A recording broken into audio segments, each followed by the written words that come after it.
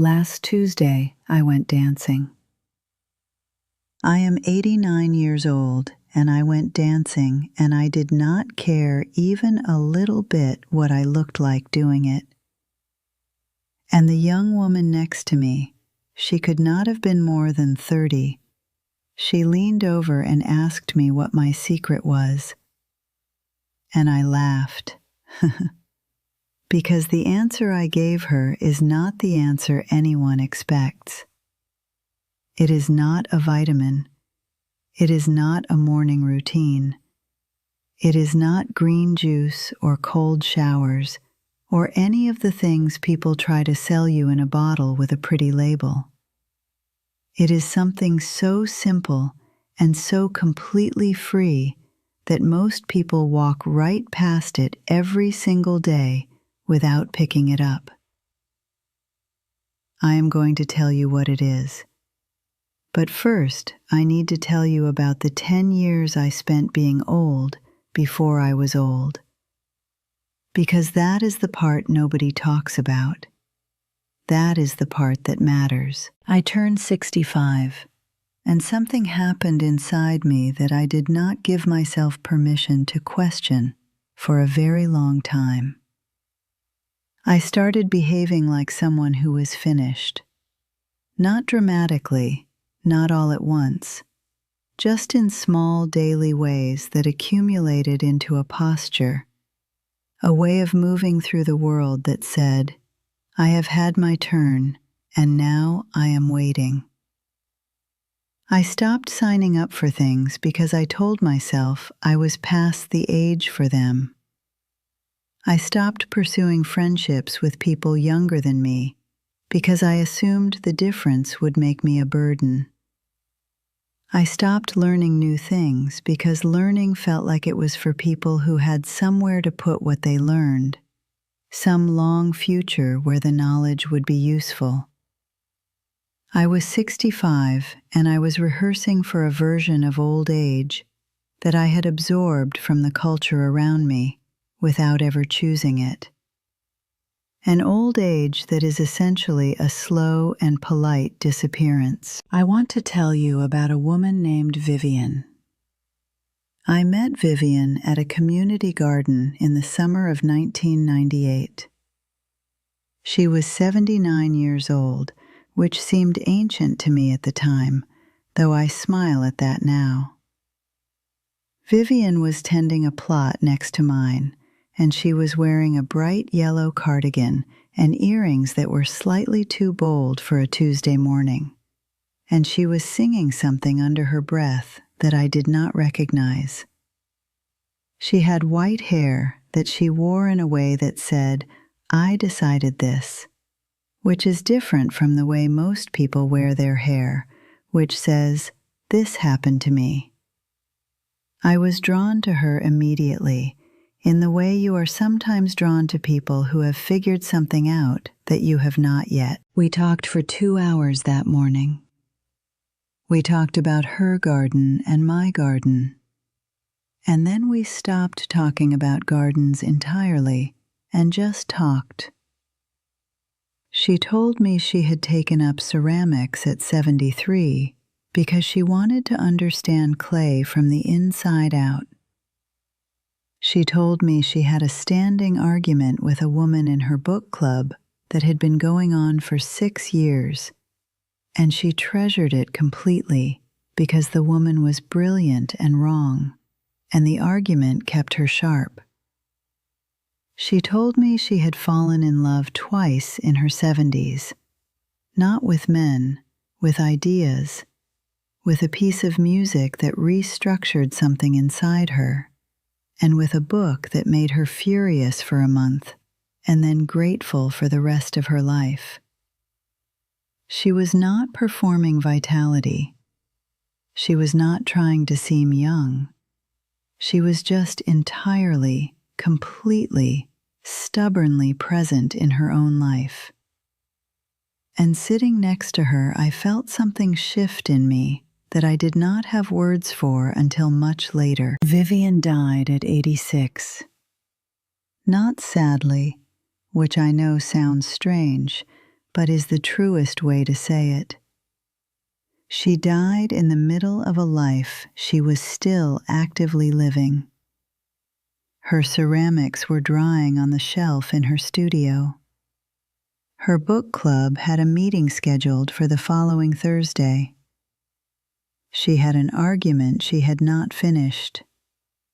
The yellow cardigan was clean and hanging by the door. Here is what I figured out, sitting next to Vivian in that garden, and in the years since, of watching what happened to women who chose her path versus women who chose the other one. The secret to feeling young has nothing to do with your body. I know that sounds like the kind of thing people say on greeting cards, and I know you have heard a version of it before, but I am not saying it the greeting card way. I am saying it the way you say something that you have tested against decades of real living and found to be precisely, specifically true. Your body ages. That is going to happen, and there is a limit to how much you can influence it.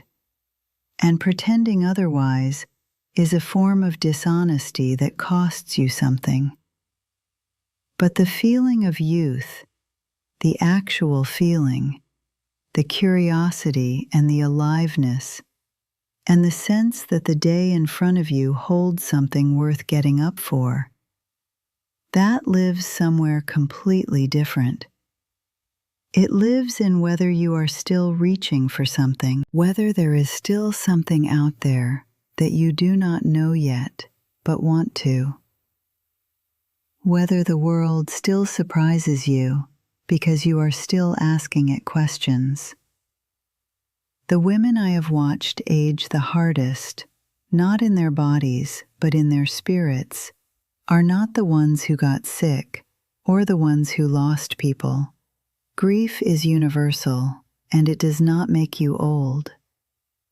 The women who aged the hardest are the ones who stopped being curious.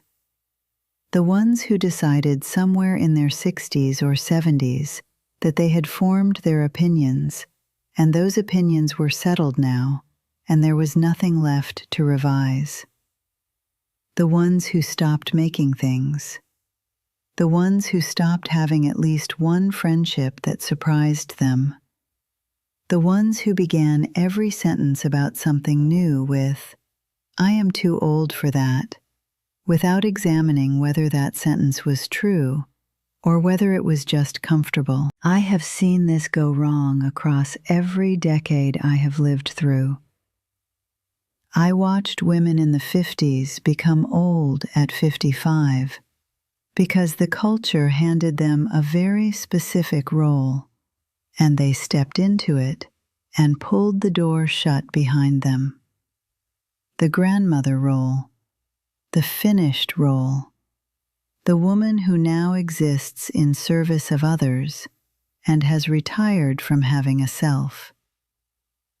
I watched the same thing in different costumes in every generation since. The details change. The surrender looks the same. And the tragedy is not that they aged. It is that they stopped before aging required them to. Nothing is more aging than deciding you are done. I want you to write that somewhere and keep it. Here is what I do. I want to be practical with you because I think you deserve practical and not just poetry. Every year I pick one thing I have never done before, and I do it with enough seriousness to actually learn something. One year it was watercolor painting. I was not good at it, and I loved it completely. One year it was learning enough about astronomy to be genuinely interesting at a dinner party, which took about 4 months of reading and absolutely transformed the way I look at a night sky. This year I am learning the basics of bread baking, and I have failed 8 times and the ninth loaf last week was so nearly right that I stood in my kitchen at 89 years old and felt the particular joy of a person who is still in the process of becoming something. Not has become, becoming. That distinction is everything. I also protect my friendships like they are a garden that will die if you ignore it. That means calling people without a reason. That means being willing to be uncomfortable when a friendship has drifted and doing the work to pull it back. That means having at least one friendship with someone 20 or 30 years younger than me, not to feel young by proximity, but because young people ask different questions and see different things. And keeping company with them is one of the most reliable ways I know to stay curious about a world that is still changing. My dear friend Priya is 52. She thinks I am wise, and I think she is right about things I have not caught up to yet, and we are both better for the exchange. And I will tell you the third thing, which is the one most people resist the most. I stopped apologizing for taking up space. I stopped making myself small and quiet and agreeable in the particular way that women are trained from childhood to be small and quiet and agreeable.